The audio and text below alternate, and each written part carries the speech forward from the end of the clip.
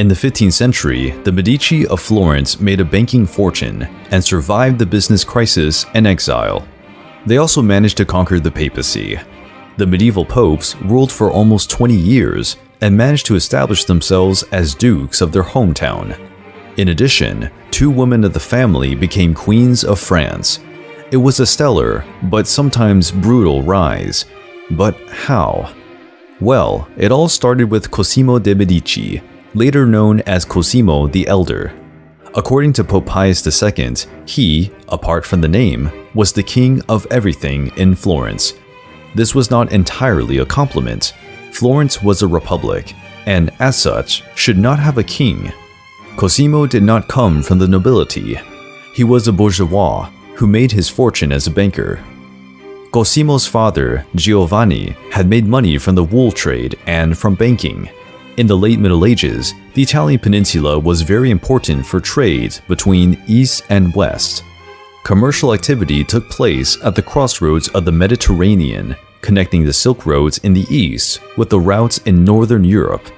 The Medici were bankers to the popes, a lucrative business. In their hometown, they built an alliance with a group of prominent families, often cemented by intermarriage, that gave them control of the authorities. Although pioneers in this political and ideological articulation, the Medici were not an isolated case in Renaissance Italy. The phenomenon was common at that time. What set the Medici apart was perhaps the relatively non-violent method of their rise to power, by which they very slowly and steadily eroded Florence's republican institutions. The Medici did not always get what they wanted. In 1433, opponents planned Cosimo's arrest, but as a banker to the Republic of Venice and Duke of Ferrara, he had influential friends. He managed not to be executed, but was exiled, though not for long. When his supporters won elections the following year, Cosimo returned to power. He returned with a different idea to show the size of his power. He used his wealth to sponsor art, architecture, and cultural products, commissioning a new palace for the family, bronze sculptures by Donatello, and allowing the completion of the dome of the city's cathedral to Filippo Brunelleschi's design. He transformed the city of Florence into the capital of the Renaissance. After Cosimo's death in 1464, his son, Piero de' Medici, became head of the family. He survived a coup attempt, but died in 1469, leaving his son in charge, Lorenzo de' Medici, who was only 20 years old. This young man became known in history as the Magnificent. Lorenzo brought the first phase of the Medici rule in Florence to its peak in 1469.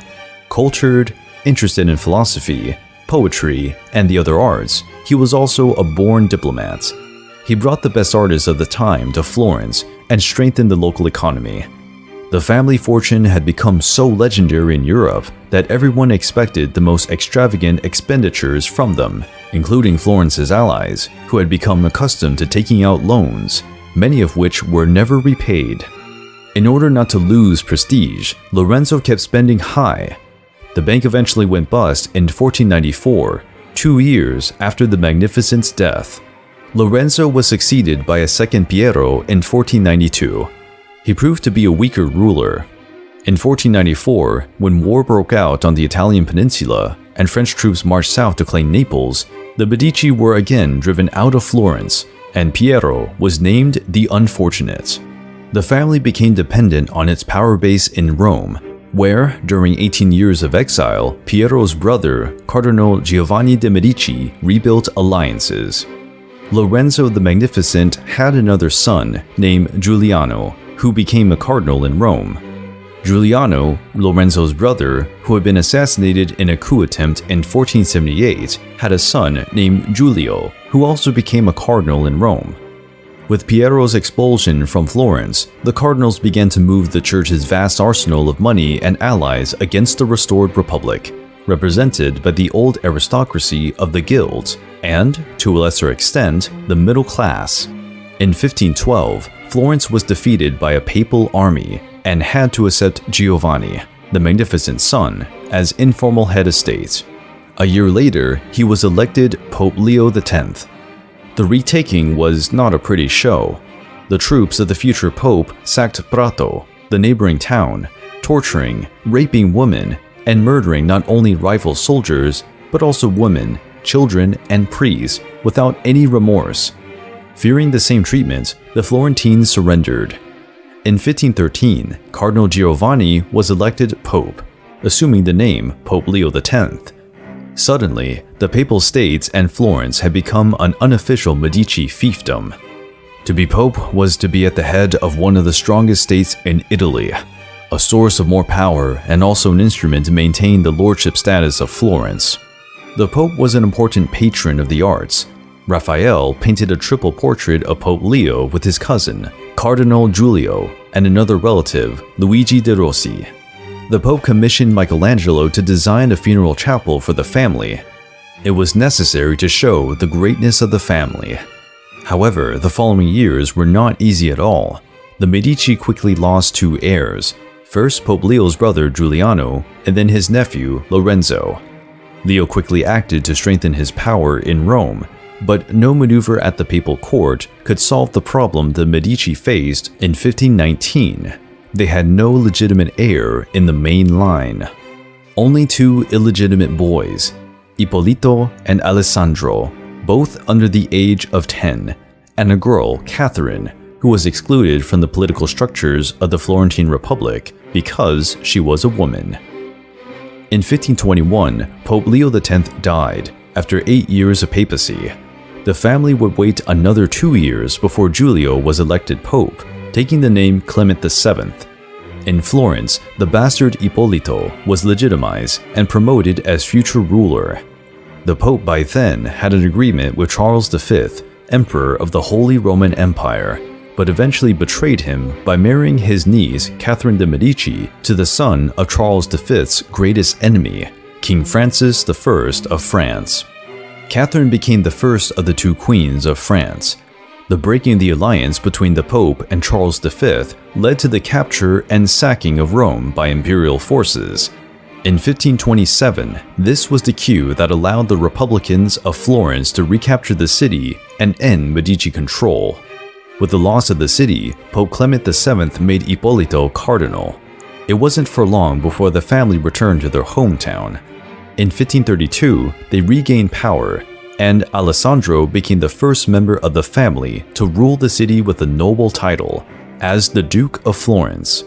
Clement VII died in 1534 after 10 years of the papacy. Alessandro was the illegitimate son of Lorenzo II de' Medici, who in turn was the grandson of Lorenzo de' Medici the Magnificent. Today, many scholars believe he was the illegitimate son of Giulio de' Medici, who became Pope Clement VII. Alessandro's mother was described as a slave and half-black, who had probably worked in the Medici household. Alessandro was also black and became known by the nickname the Moor. He was widely considered unsuitable to rule, but became a friend of Charles V. More than that, he took the hand of the Empress's daughter, Margaret of Parma. They were married in 1536. However, the union was never consummated due to the murder of the groom in 1537. Alessandro was murdered by a distant cousin, Lorenzino, who claimed to want to restore a republic in Florence. But this did not happen. Another cousin, Cosimo, became the Duke of Florence. In power, Cosimo proved to be tough and an excellent administrator, conquering the city of Siena and unifying the entire region around Florence into the so-called Grand Duchy of Tuscany. He remained in power for 37 years. Like his predecessors, Cosimo ran a spectacular and cultured court. He sponsored artists, had portraits of the family made, as well as renovating the Palazzo Vecchio, all to glorify Medici history. Cosimo's successors also welcomed several important artists and thinkers, including Galileo Galilei, whom Ferdinando de' Medici protected to the fullest from the Inquisition, as well as Artemisia Gentileschi, who, during Cosimo II's reign, became the first woman to enter the Florentine Academy.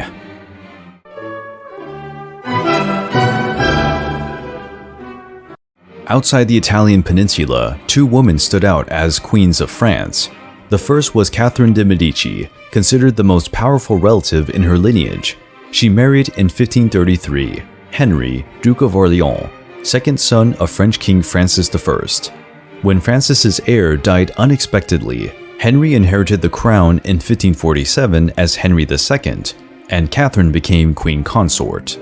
When Henry died in 1559, after an accident at a joust, she became an important advisor to his sons, having influence and power in the political decisions of three sons who would become kings. Contrary to what we might imagine, being a Medici was not an asset for Catherine. She was attacked for her mercantile origins. She was blamed for the St. Bartholomew's Day massacre in 1572, when important Protestants were killed, generating a wave of religious violence throughout France. Still, she was not the only Medici queen in France. Marie de Medici, wife of Henry IV, also held this title and ruled the kingdom as regent after her husband's assassination. She was the harsh mother of Louis XIII. The Medici Grand Dukes of the 17th century continued to patronize arts and sciences, just as their ancestors did. But the economic center of Europe shifted to the Atlantic ports and the family became less influential. The main line of the dynasty ended in 1739 with the death of Jean Gastone. His sister Anna Maria Luisa left the family's art collection to the city of Florence, remaining intact, while other collections were divided and sold. But what happened to the Medici? Do the Medici still exist? The Medici continued to rule in Florence until they ran out of legitimate heirs in the two main lineages of the family. At the time, in 1737, a third line of the family tried to claim rights, but they were not considered legitimate enough to take control. This branch of the Medici still exists today. One of the last descendants, if not the last, is Lorenzo de' Medici, a 76-year-old writer. He bears the same name as the Magnificent. But the guy looks like a carbon copy of the ancestor who lived 500 years ago. Tell me if he is or is not a clone. Lorenzo believes that what turned the Medici into one of the most powerful clans in history was marketing. Other families, such as the Rockefeller and Fugger, have tried to imitate them without as much success.